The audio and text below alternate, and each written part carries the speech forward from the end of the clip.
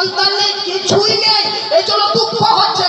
কিন্তু আল্লাহ পাক আপনাকে আজকে 20 বিঘা জমির মালিক করেছে, তো এই জমিকে নিয়ে আপনার ভয় হতেছে। আর জমিটা ভবিষ্যতের মধ্যে হতে পারে না কেউ হারিয়ে নেবে, কেউ ছিনিয়ে নেবে, এই জন্য জমিকে নিয়ে ভয় হচ্ছে। আজকে আপনার গাড়ি আছে, গাড়ি হতে পারে কেউ চুরি করে নিতে পারে, তাহলে গাড়িকে ভেবে, ভবিষ্যৎকে ভেবে আপনার ভয় হয়ে যাচ্ছে। এতক্ষণ ধরে হয়তো বা, আর আমি বিশ্বাস করি আপনার আমার কথা বুঝতে পেরে নিয়েছে, যে কিছু জিনিস যদি মানুষের জীবনে না থাকে তাহলে মানুষের দুঃখ হয়, আর যদি সেটা নিয়ামত স্বরূপ আল্লাহ দিয়ে দেয় তা সেটাকে সংরক্ষণ হিফাজতকে কেন্দ্র করে চিন্তা ভাবনা করে ভয় হয়। মুসলমান না থাকাতে দুঃখ আর থেকে যায় যদি, তা সেটাকে নিয়ে ভয়। আল্লাহর ওলিদের দুঃখ নেই, ভয় নেই, আর মানে হচ্ছে আল্লাহর ওলিদের জীবনে যদি কিছু না থাকে কোনো ব্যাপার নাই, নো প্রবলেম, নো প্রবলেম, কোনো ব্যাপার নাই, কোনো চিন্তা নেই, কোনো ব্যাপার নাই। আল্লাহর ওলিদের জীবনে যদি কোনো জিনিস এসে যায় তা সেটাকে নিয়ে তাদের ভয় নাই। জোরে বলে नारे तकबीर, नारे रिसालत, मसलके आला हजरत फैज़ाने हुजूर मुजाहिदे मिल्लत, नारे हैदरी, नारे हैदरी। আল্লাহর ওলিদের দুঃখ নেই আর ভয় নেই, এর সঙ্গে কি আল্লাহর ওলির জীবনে যদি সন্তান না আসে চিন্তা নেই। আল্লাহর ওলির জীবনে যদি গাড়ি বাড়ি অট্টালিকা টাকা পয়সা সোনা চাঁদি না থাকে দুঃখ নেই। আল্লাহর ওলির জীবনে যদি বড় বড় জমি না থাকে দুঃখ নেই। আর যদি কোনো আল্লাহর ওলি এই সমস্ত জিনিস পায়, মালিক হয়, তাহলে সেই সমস্ত জিনিসকে চিন্তা ভাবনা করে ভয় নেই। জমি হারিয়ে যেতে পারে, গাড়ি চুরি করে নিতে পারে, সোনা দানা চুরি করে নিতে পারে, আল্লাহর ওলিদের এই নিয়ম ভয় নেই। তাই মুসলমান আল্লাহর ওলিদের অতীত কালকে ভেবেও দুঃখ নেই, আর ফিউচার ভবিষ্যৎকে ভেবেও ভয় নেই। কেন? কারণ আল্লাহর ওলিদের অতীত কালের জীবনী পড়বেন, আল্লাহর ওলির অতীত কালের জীবনীতে আল্লাহর জিকির, ভবিষ্যৎ কালের আল্লাহর ওলিদের জীবনী পাঠ করবেন, আল্লাহর ওলি ভবিষ্যৎ কালেও আল্লাহর জিকিরে ব্যস্ত থেকে যায়। জোরে বলেন আল্লাহর ওলি অতীত কালেও আল্লাহকে নিয়ে চিন্তা, ভবিষ্যৎকে নিয়েও আল্লাহকে চিন্তা, প্রেজেন্টকে নিয়েও আল্লাহকে চিন্তা। তাহলে ওলি আর সাধারণ মানুষের মধ্যে ডিফারেন্স, তফাৎ, পার্থক্য হচ্ছে আপনার আমার দুনিয়া নিয়ে চিন্তা হয়, দুনিয়া নিয়ে ভয় হয়, আর আল্লাহর ওলিদের আল্লাহকে নিয়ে ভয় হয়। বুঝতে পারলেন? আর মহাব্বতে বলে তাহলে আপনাদেরকে লা খাউফুন আলাইহিম ওয়ালা হুম ইয়াহজানুন, এটা দুটো তাফসীর শোনালাম কি শোনালাম না? জোরে বলেন, হ্যাঁ না বলেন না বাবাজি? মিল্লাত ইসলামিয়া বিরাদার, এবার তৃতীয় নাম্বার তাফসীর শুনুন, তৃতীয় নাম্বার ব্যাখ্যা শুনুন, তৃতীয় নাম্বার এক্সপ্লেনেশন শুনুন। আল্লাহর ওলিদের ভয় নেই, আল্লাহর ওলিদের দুঃখ নেই, এর সঠিক অর্থ কি, সঠিক ব্যাখ্যা কি, সঠিক সংজ্ঞা কি মনে রাখবেন বিরাদার। এবার 3 নম্বর তাফসীর শুনুন, 3 নম্বর ব্যাখ্যা শুনুন। আল্লাহর ওলিদের ভয় নেই, আল্লাহর ওলিদের দুঃখ নেই, আর মানেটা কি? তো বিরাদার মিল্লাত ইসলামিয়া মনে রাখবেন বিরাদার। এবার আপনাদেরকে আরেকটা কথা মনে রাখতে হবে, ভয় কার হয় এবং দুঃখ কখন হয়? জোরে বলে ভয় কখন বা কার হয় আর দুঃখ কখন বা কার হয় জানা দরকার কি দরকার না? ভয় কখন হয় আর দুঃখ কখন হয় জানবেন কিনা? 3 নম্বর তাফসীর শুনতে চান কিনা আপনারা? হাত উঠিয়ে বলুন সুবহানাল্লাহ, সুবহানাল্লাহ। আর আপনারা হাত উঠিয়ে বলুন সুবহানাল্লাহ। এর তাফসীরে বলতেছে ভয় আর দুঃখ কার হয়, তো বলতেছে ভয় হয় নিজের জন্য আর দুঃখ হয় অপরজনদের জন্য। শুরু করেন সুবহানাল্লাহ। আপনি একটা সমুদ্রের মাঝে জাহাজে, পানি জাহাজে ইপার থেকে উপার সফর করতেছেন, যদিও বা তা না করেন কলকাতা হাওড়া এয়ারপোর্ট থেকে আপনি আরব কান্ট্রি এয়ারপোর্ট যাবেন, কলকাতা দমদম এয়ারপোর্ট থেকে প্লেনে সফর করতেছেন, তো আপনি একাই নেই, আপনার বন্ধুগণ, আপনার আত্মীয় স্বজন পরিবার কাউকে সঙ্গে নিয়েছে। এখন ভাবেন তো কেউ যদি ইন্ডিয়া থেকে আফ্রিকা সমুদ্রতে সফর করতেছেন, যাত্রা করতেছেন পানি জাহাজের মধ্যে দিয়ে, মাঝ পথে যদি ক্যাপ্টেন অ্যানাউন্স করে দেয় যে বিপজ্জনক ব্যাপার, আগামী 5 মিনিটের মধ্যে জাহাজ ডুবতে লাগবে, তো আপনার নিজেকে নিয়ে ভয় হবে কি হবে না? জোরে বলুন। ভয় হবে? কেন ভয় হবে? আপনার বাড়িতে সন্তান আছে, আপনার বাড়িতে একটা বড় ফ্যামিলি আছে। আপনার আজকে একটা মানুষের মাইন্ডে কত কিছু থাকে, আমি এত সহজে জীবনটা হারিয়ে দেবো? সফল করতে এসেছি, যাত্রাতে এসেছি, দেশের কমল সৌন্দর্য মনোরঞ্জন করতে এসেছি, আর আজকে আমি আমার জীবনকে হারিয়ে দেব, এই জন্য ভয় করছি। হঠাৎ করে জাহাজের ক্যাপ্টেন বলল, ভাই জাহাজের মধ্যে কিছু ছোট ছোট বোট রাখা আছে, ওই বোটে আপনারা চেপে যান নিজের জানকে যদি বাঁচাতে চান। তো আমি আমার কথা বলতেছি, বা আপনি যে আপনাকে নিয়ে আপনার নিজের ভয় হচ্ছিল, আপনি নিজের জান বাঁচানোর জন্য বড় জাহাজের থেকে ছোট জাহাজে নেমে গেলেন নিজের জান বাঁচানোর জন্য। ব্যতিক্রম দেখা গেল, আপনি অন্য একটা জাহাজে নিজের জানকে বাঁচিয়ে চেপে গেলেন, কিন্তু আপনার সঙ্গে যে একটা বন্ধু এসেছিল সে কিন্তু ওই বড় জাহাজে ফেসে সমুদ্র অতল গভীরে তলিয়ে গিয়ে মারা গেল। বলুন, বন্ধুকে নিয়ে আপনার ভয় হবে না দুঃখ হবে? যেটা বলেন দুঃখ কি হবে? বন্ধুকে নিয়ে কি হবে? দুঃখ হবে। কেন হবে না? আর হবেই না বা কেন? যে আপনি বলবে, ভাই আমরা একসঙ্গে এসেছিলাম, সফরের সঙ্গে একসঙ্গে ছিলাম, আজকে আমরা ট্যুরে কাজ করতেছি, আজকে যাত্রায় বেরিয়েছি, তার বাপ মা আমার সঙ্গে ছেড়েছিল, কত ভরসা রেখে আজ তাকে হারিয়ে দিলাম, তার কি হবে? তার ফ্যামিলির কি হবে? ওকে নিয়ে দুঃখ হচ্ছে কি হবে না আপনার? হবে কি হবে না? আর নিজেকে নিয়ে কি হচ্ছিল? এই জন্য বলেন কি হচ্ছিল? মানে নিজেকে নিয়ে ভয় আর অপরজন বন্ধুকে নিয়ে দুঃখ। তাহলে আপনার ক্লিয়ার হয়ে গেল মাইন্ড যে ভয় হয় নিজের জন্য আর দুঃখ হয় বন্ধুদের জন্য। আল্লাহর ওয়ালিদের না ভয় আছে না দুঃখ আছে। আর মানে কি? আল্লাহ পাক বলতেছে, ও আমার বন্ধু ওয়ালিগণ, তোমাদের কোনো ভয় নেই। নিজের কবরের জগতেও পাস, হাসরের জগতেও পাস, মিজানের জগতেও পাস, ফুলসিরাতের জগতেও পাস, জাহান্নাম থেকে মুক্তি পেয়ে পাস, নিজেও জান্নাতি। আর মুরিদদেরকে নিয়ে টেনশন হতেছে, মুরিদগণদেরকে নিয়ে, বন্ধু মুরিদদেরকে নিয়ে দুঃখ হতেছে। আরে যাও যাও, আমি আল্লাহ তাআলা মহান সত্তার অধিকারী, মহান রহমতের অধিকারী, তোমার ভয় নেই। মানে তুমি কবর, হাসর, মিজান, ফুলসিরাত, জাহান্নাম থেকে পাস করে জান্নাতি হয়ে যাও। আর তোমার মুরিদদেরকে নিয়ে দুঃখ করার প্রয়োজন নেই, সঙ্গে মুরিদদেরকেও নিয়ে জান্নাতের মধ্যে চলে যাও। জোরে বলেন আল্লাহ পাক রব্বুল আলামিন ওলিদেরকে ভয় নেই দুঃখ নেই, তার অর্থ হচ্ছে যে ওলি তোমাদের নিজেদেরও কোনো ভয় নেই, আর তোমাদের সঠিক সম্মত শরিয়াত সম্মত মুরিদগণদেরও কোনো ভয় নেই। জোরে বলে বাবাজি মিল্লাত ইসলামিয়া। এই জন্য বলি, আজকে আপনারা হাজী পীর বাবা রহমাতুল্লাহ আলাইহি পুরুষ প্রাঙ্গণে মাজার মোবারকে এসেছেন, অত্যন্ত বেরাদার খুশির ব্যাপার, অত্যন্ত আনন্দের বিষয়। কেন কেন কেন? একজন আল্লাহর ওলির মাজারে আপনি আসার সৌভাগ্য পেয়েছেন, আসার সুযোগ পেয়েছেন, এবং এই মাজারের পাশে দোয়া করার সৌভাগ্য পেয়েছে, দোয়া করার আল্লাহর দরবারে প্রার্থনা করার সুবিধা পেয়েছে, সুযোগ পেয়েছেন। আমি আপনাদেরকে বলতে চাই, গ্রামের মধ্যেতে, এলাকার মধ্যেতে মাজার থাকা ভালো। জোরে বলেন, মাজার থাকা ভালো না খারাপ? জোরে বলেন। আমাদের সুন্নি জামাতে মাজার থাকা দেখে বাতিলপন্থীদের অন্তরে কষ্ট হয়, হয় কি হয় না?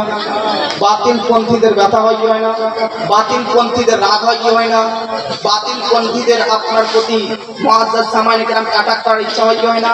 এই জন্য বাতিলপন্থীরা বলে শক্তি দিতে পারবে না, মুখে পারবে। তার জন্য কেউ যদি মাজারে যায় তাহলে তাকে বলে মাজার পূজারী। আপনাদের এলাকায় মাজার পূজারী বলে আপনাদেরকে ডাকে ডাকে না?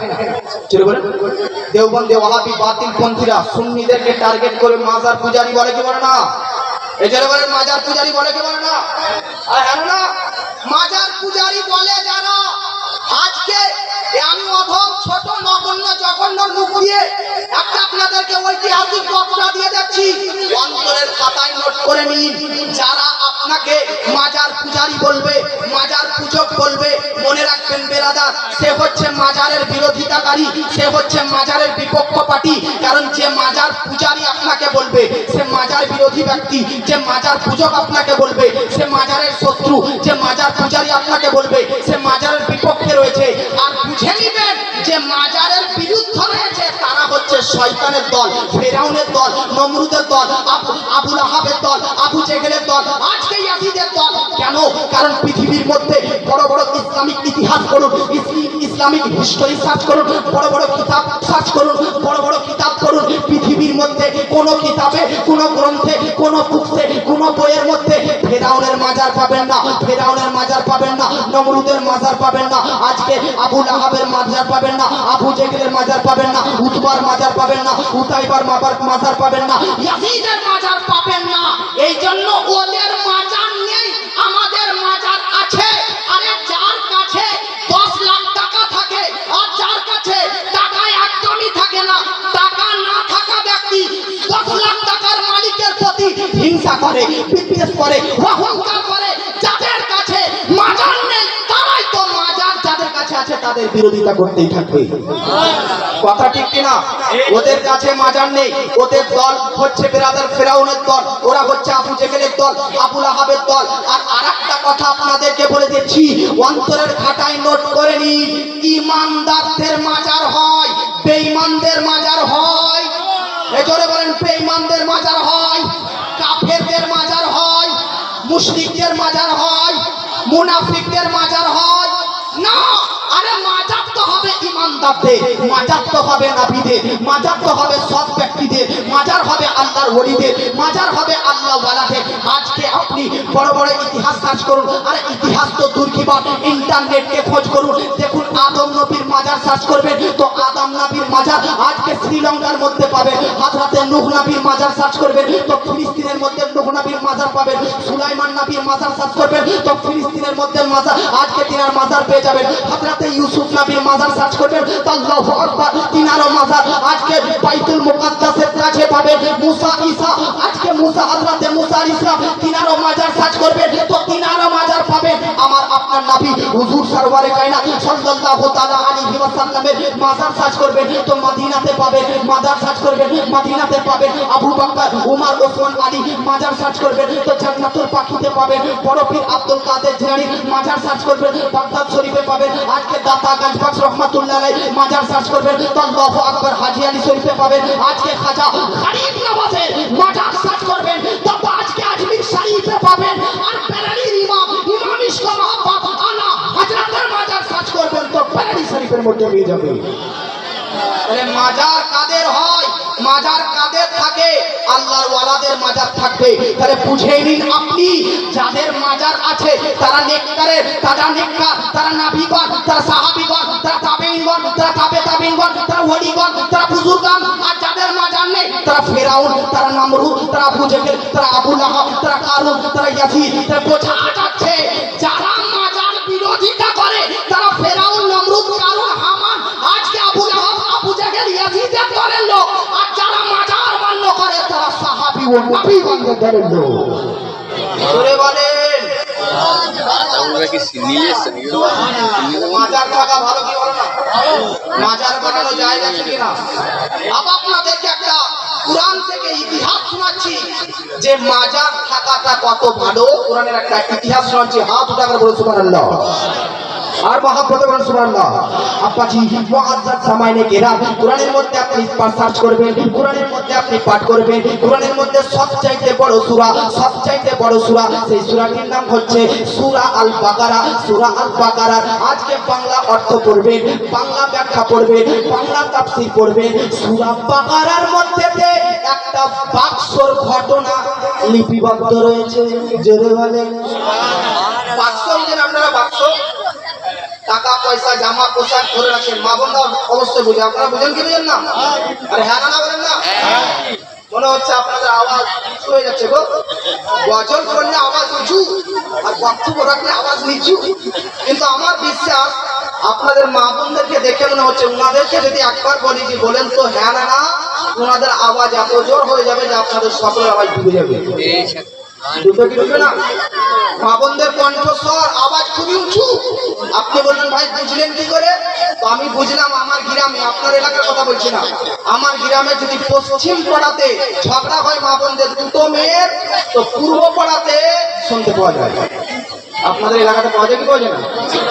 পশ্চিম পাড়াতে আজকে কিলোমিটার দূর থেকে মা বোনদের ঝগড়ার আওয়াজ যদি পূর্ব পাড়া থেকে শুনতে পাওয়া যায়, তাহলে ভাবুন তো সামান্য 2-3 মিটারের ডিফারেন্সে মা বোনরা রয়েছে, ওরা যদি একবার চেঁচিয়ে সুবহানাল্লাহ বলে দেয়, তাহলে আপনাদের আওয়াজ ডুবে যাবে কি যাবে না? কিন্তু মা বোনদের জোরে বলা যায় আছে, উচ্চ কণ্ঠে দরুদ শরীফ পাঠ করা যায় আছে, উচ্চ কণ্ঠে সুবহানাল্লাহ বলা যায় আছে, আলহামদুলিল্লাহ বলা যায় আছে, নারায়ে তাকবীর বলা যায় আছে, নারায়ে রিসালাত বলা যায় আছে। জায়েজ নেই। তাহলে মা বোনরা আপনারা একটা কথা মাইন্ডে সেট করে নিন, নারায়ে তাকবীর, নারায়ে রিসালাত, আল্লাহু আকবার, সুবহানাল্লাহ, আলহামদুলিল্লাহ, এই সমস্ত কিছু ভালো জিনিস, ভালো শব্দ, ভালো জিনিস যদি জোরে বলা না যায় হারাম হয়, তাহলে ঝগড়ার টাইমে মা বোনরা কত অশ্লীল বার্তা, কত খারাপ কথাবার্তা গালিগুলোজ করে, ওগুলো কি জোরে বলা যায় যাবে? জোরে বলেন। আজকের পর থেকে মা বোনরা হাজী পীর বাবা রহমাতুল্লাহ আলাইহির মাজারে এসে আপনি এই প্রতিজ্ঞা করুন যে এর পর থেকে বাড়ি যাওয়ার পর আর কখনো পাড়া প্রতিবেশী ছোটখাটো বিষয় নিয়ে কারোর সঙ্গে ঝগড়া করা যাবে? জোরে বলেন। ঝগড়া করা যাবে, বিভ্রান্ত করা যাবে, অশ্লীল কথাবার্তা বলা যাবে, কোনো নেগেটিভ কথা বলা যাবে, গালি দেওয়া যাবে? যাবে না। তবে যদি মা বোন না পারেন তো বাড়ির ভিতরে, রুমের ভিতরে স্বামীকে যত পারবেন বলবেন, নাকি? পাড়া প্রতিবেশীকে তো বলা যায় না, তাই মা বোন না বলবে আমাদের রাগটাকে তো ভিতরে রাখতে পারি না, একে তো তুলতে হবে, একে তো বার করতে হবে। এই জন্য আপনাদের যদি ইচ্ছা হয় তাহলে রুমের ভিতরে ঘরের দরজা কপাট লাগিয়ে রাত 12টার পর একদম যত পারবেন সব স্বামীকে বলে দেবেন। না বা আপনার সঙ্গে একটা মজা করলাম, তবে মনে রাখবেন মা বোন, স্বামীর সঙ্গেও ভদ্রতা অবলম্বন করা, স্বামীর সঙ্গে উচ্চ কণ্ঠে না বলা, স্বামীর সঙ্গেও সভ্যতার সহিত, আদবের সহিত, আদর্শের সহিত কথাবার্তা বলা, এটাও একটা ইসলামের অংশ। জোরে বলে আর মহব্বতে বলে। তাহলে বাবাজি মিল্লাত ইসলামী আপনাদেরকে বলতেছিলাম, আপনারা বাক্স তাহলে বুঝেন, বাক্স বুঝেন কিনা? আপনারা আমাদের কথাতে আমার ধ্যান দেন না, তাহলে বাক্স বুঝেন, সিন্ধুক বাক্স বুঝেন। কোরআনের মধ্যে একটা আয়াতের মধ্যেতে, একটা কোরআনের সূরা বাকারার মধ্যেতে একটা বাক্সর ঘটনা এসেছে, সিন্ধুকের একটা ঘটনা এসেছে। এবার আপনাদেরকে মনে হবে সিন্ধুকটার নাম কি, বাক্সটার নাম কি? তো কোরআনের মধ্যে আল্লাহ পাক বলতেছে আইয়াতিয়াকুমুত তাবুত ফীহি সাকিনাতুন মির রাব্বিকুম। কোরআনের মধ্যেতে, কোরআনের ভাষাতে ওই বাক্সটিকে বলা হয় তাবুতে সাকিনা, তাবুতে সাকিনা। ওগো বাবাজি, আপনার বাড়িতে, আপনার দরজার পাশে, আপনার বাড়ির ভিতরে যে বাক্স, যে সিন্ধুক রাখা রয়েছে, সেটা বাজার থেকে ক্রয় করে এনেছে। কোন বাক্স কাঠের তৈরি, কোন বাক্স টিনের তৈরি, কোন বাক্স লোহার তৈরি, কোন বাক্স আবার বড়লোক ধনী বলে সোনা, আজকে চাঁদি দিয়ে তৈরি করা হয়। কিন্তু মনে রাখবেন বাবাজি, কোরআনের মধ্যে যে বাক্সর কথা এসেছে, কোরআনের মধ্যে যে বাক্সর ঘটনা উল্লেখিত রয়েছে, কোরআনের মধ্যে যে বাক্স তাবুতে সাকিনার কথা এসেছে, এই বাক্সটা পৃথিবীর কোন সৃষ্টির তৈরি করা নয়, পৃথিবীর কোন সৃষ্টির ধাতু, লোহা, তামা, কাঁসা, কাঁচ, কাঠ, পাথর দিয়ে তৈরি করা নয়, বরং ওই তাবুতে সাকিনা কোরআনের মধ্যে যে বাক্সর কথা বলা হয়েছে, ওই বাক্সটি মহান সৃষ্টিকর্তার তৈরি করা জান্নাত থেকে পৃথিবীর মধ্যে আসা। ওই বাক্স আল্লাহ তৈরি করা বাক্স, জান্নাতি গাছের লাঠি দিয়ে ওই বাক্সটা তৈরি করা হয়েছে। বাক্সটা দুনিয়াতে কিভাবে এলো? তো দুনিয়াতে হযরতে আদম আলাইহিস সালাম, যিনি আমাদের আদি পিতা, ওনাকে আল্লাহ জান্নাত থেকে পৃথিবীর মধ্যে প্রেরণ করেন। তো ওনাকে যখন পৃথিবীতে পাঠায়, তো ওনার সঙ্গে আল্লাহ পাক ওই বাক্সটাকে দুনিয়ার মধ্যে আল্লাহ প্রেরণ করে দেয়। জোরে বলে। তাহলে ওই তাবুতে সাকিনা বাক্সটা কে নিয়ে এসেছে? আদম নবী। কে নিয়ে এসেছে? আদম আলাইহিস সালাম। উনি বাক্সটা নিয়ে আসলেন। এখন বাপের জমি, বাপের গাড়ি বাড়ি, উত্তরাধিকারী সূত্রে বেটা বেটা বেটা পেতে পেতে পেতে কোথা পর্যন্ত চলে যায় কি যায় না? যায় কি যায় না? বাবাজি ঠিক সেই রকম বিরাদার আল্লাহর পক্ষ থেকে, আল্লাহর নিকট থেকে, জান্নাত থেকে যে বাক্সটি আদম নবী পৃথিবীর মুখে, পৃথিবীর মধ্যে, জমিনের মধ্যে নিয়ে এসেছিলেন, ওই বাক্সটি বাবাজি হযরতে আদম নবী তিনার সন্তান উত্তরাধিকারী সূত্রে পেয়ে তিনার সন্তান এরকম হতে হতে হতে হতে হতে হতে বনি ইসরাইল গোত্র পর্যন্ত চলে আসে। জোরে বলে মহব্বতে বলে আর মহব্বতে। তাহলে ওই তাবুতে সাকিনা এই বাক্সটি আদম নবী তার সন্তান ধারাবাহিকভাবে তার সন্তানাদির মধ্যে ধারাবাহিক একদম চলে আস্তে আস্তে আস্তে ইব্রাহিম নবীর বেটা ইসহাকের কাছ থেকে ইয়াকুবের কাছ থেকে ইউসুফ, এরকম করে আস্তে আস্তে আস্তে বানি ইসরাইল পৃথিবীর মধ্যে যেমন আপনি উম্মতে মুহাম্মাদি, যেমন বানি ইসরাইল একটা গোত্র, একটা বংশ, একটা গ্রুপ, একটা গোষ্ঠীর নাম। সেই বাক্সটা ওই বানি ইসরাইল গোত্রে আজ থেকে 2-3 হাজার বছর, 2-3-4 হাজার বছর আগে বানি ইসরাইলের সমাজে এলাকাতে ওই বাক্সটা চলে এসেছেন। জোরে বলে। আচ্ছা, বাক্সর মধ্যে ছিল কি?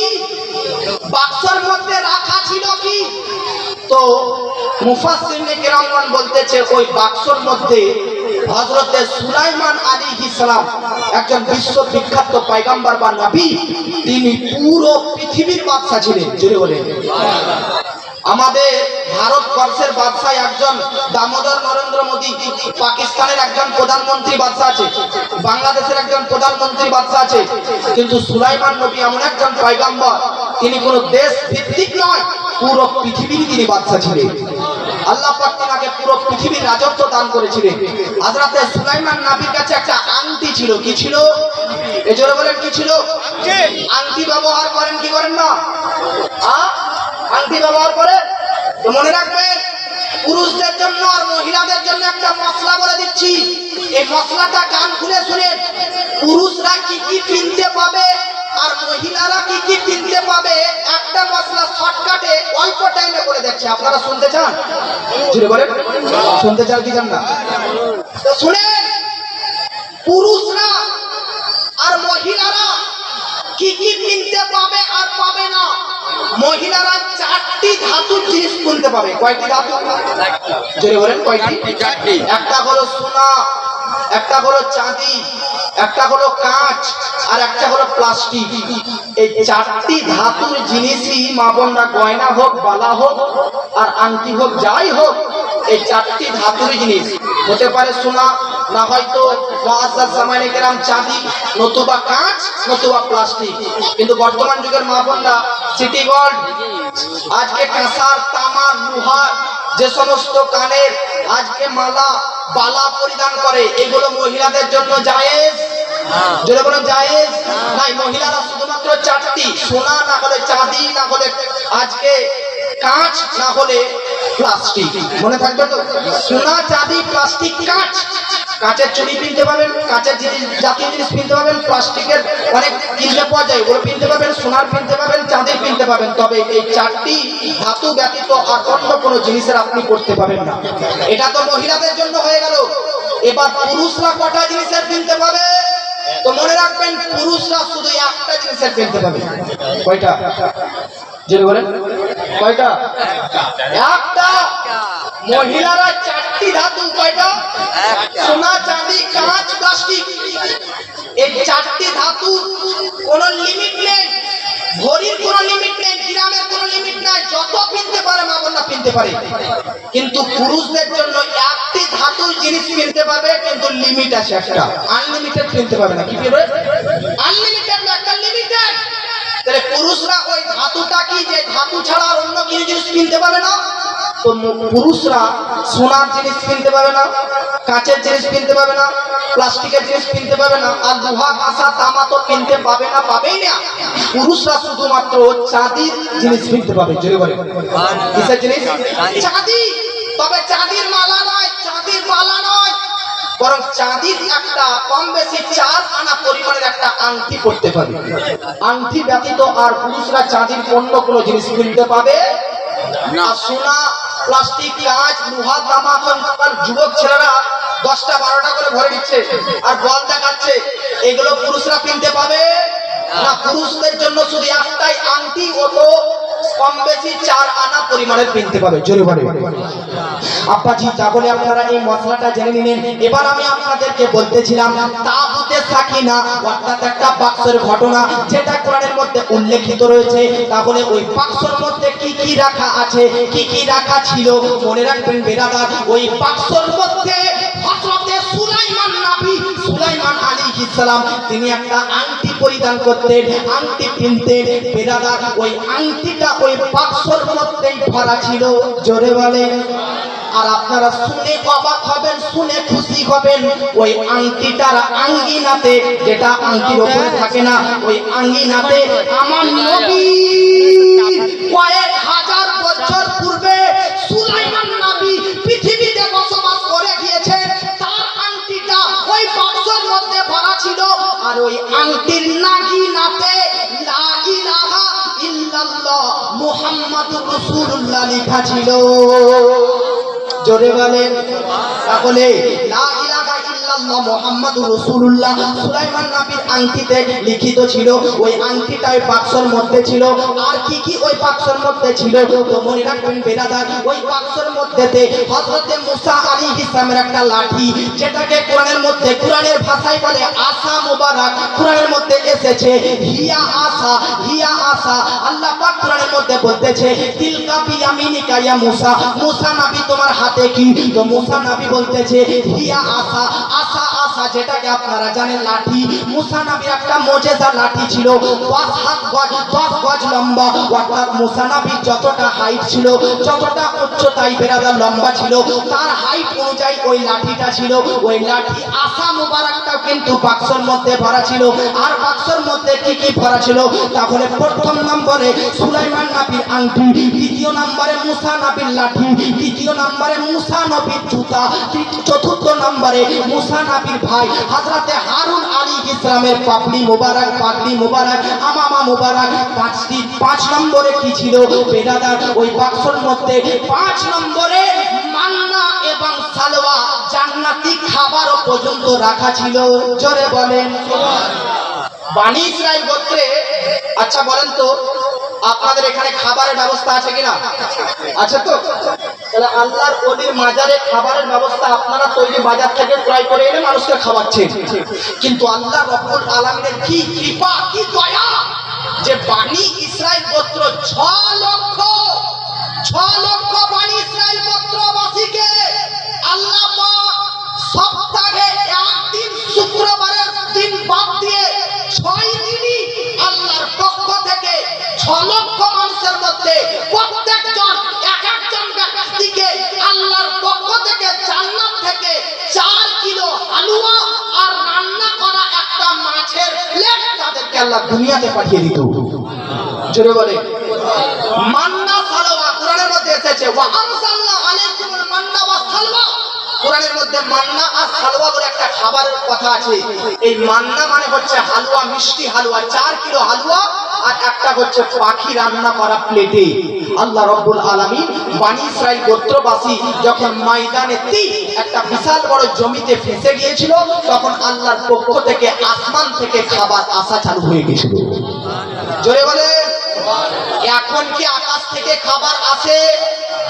জোরে বলেন আসে? আপনি জানেন আকাশ থেকে, জান্নাত থেকে এখন খাবার কেন আসে না?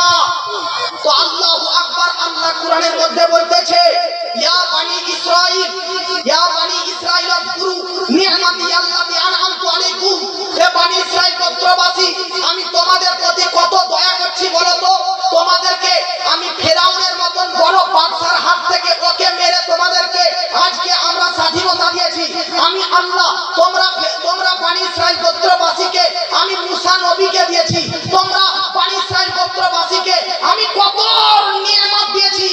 জাস্ট তোমরা শুধু আমার ইবাদত করো, আমার ইবাদত করো, আমার কৃতজ্ঞতা প্রকাশ করো, আমার শুকরিয়া আদায় করো। জোরে বলি আল্লাহ বনি ইসরাইলকে হাজার হাজার নিয়ামত দিয়েছে, এর পরিবর্তে শুধু চেয়েছে যেন তারা শুকরিয়া আদায় করে।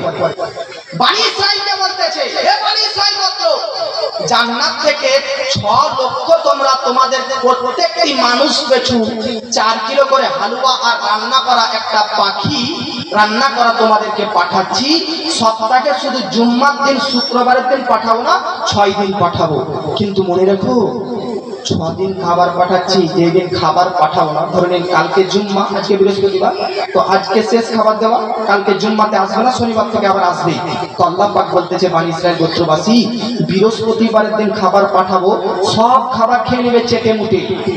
এটা ভাবিও না যে কালকে জুম্মার দিন আল্লাহ পাঠাবে না, যদি শনিবারের দিন না পাঠাই, রবিবারের দিন না পাঠাই, তাহলে কি খাবো? যদি বলে নাউজুবিল্লাহ। বনি ইসরাইল গোত্রবাসীকে আল্লাহ বলতেছে তোমরা চিন্তা করিও না, আমি দায়িত্ব নিলাম তোমাদেরকে আমি প্রত্যেকদিন খাবার দেবো। কি দেবো?